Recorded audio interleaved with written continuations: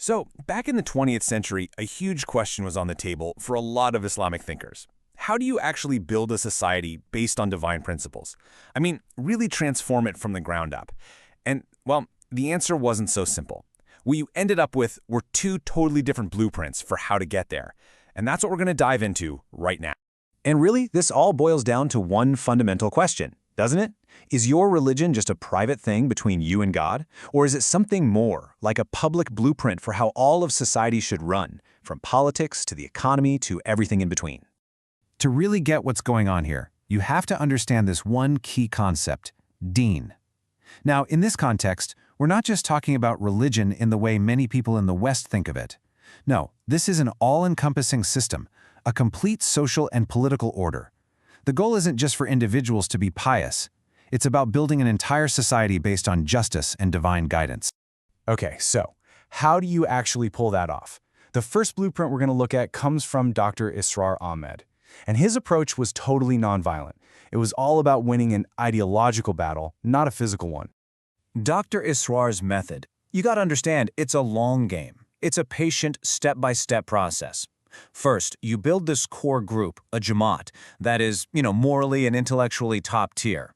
This vanguard then goes out and educates the public to get them on board. Now here's the key move. They start to completely dismantle the moral authority of the current secular system. The goal is to make people believe it has no right to rule anymore. And once that system's legitimacy just crumbles, well, who's left to take over? The vanguard, of course. They become the natural successors.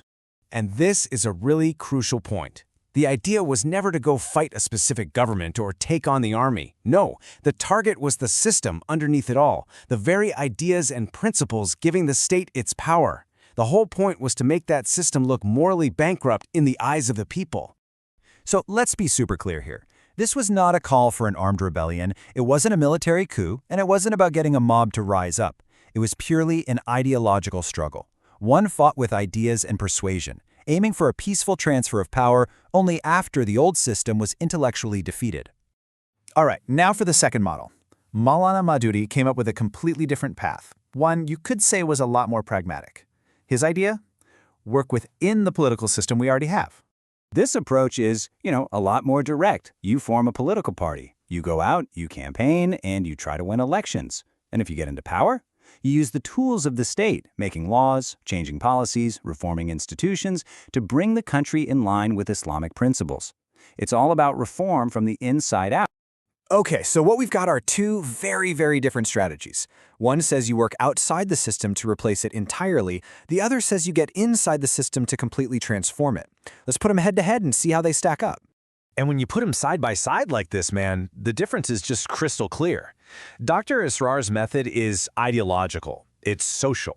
It attacks the very legitimacy of the system. Maududi's model, on the other hand, is purely political. It's about winning elections and grabbing the levers of government power. One sees the system as something to be delegitimized. The other sees it as a tool that's just waiting to be used.